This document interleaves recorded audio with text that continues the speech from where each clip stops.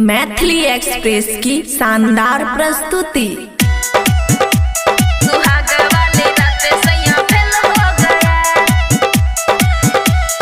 Music by DJ Guddu Raj. Khushi recording studio Baluaha.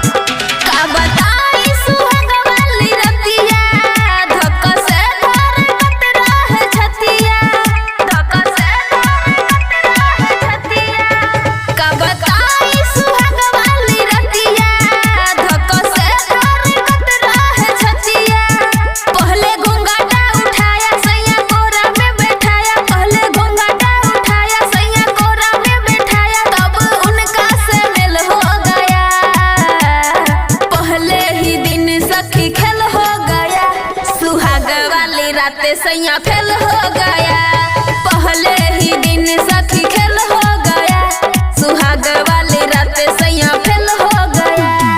DJ Guddu Madhubani, DJ Guddu Madhubani, fail हो गया।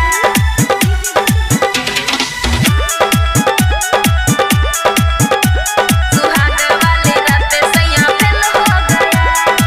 देखे में लागत रहे हाटा काठा, हमरा बुझाइल हो पाठा, सोचत रही कि होई राइफल हो, ओकरा लगे रहे देसी हो कांटा, ओकरा लगे रहे देसी हो कांटा।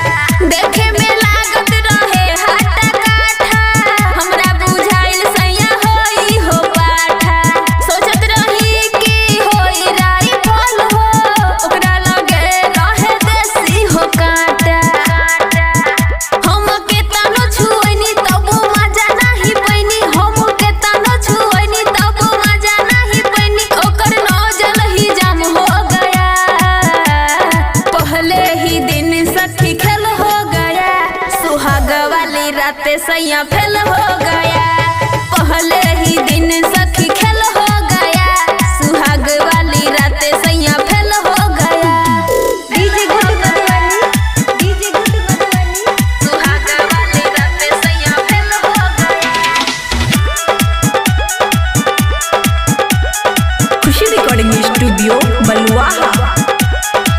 ओकरा से निक रहे नहीं हर के यार हो, भइल जवानी अब तो हमर बेकार हो, करे के मन रहे हमर ना शादी, लेकिन रहे बाबू हमर तैयार हो, लेकिन रहे बाबू हमर तैयार हो।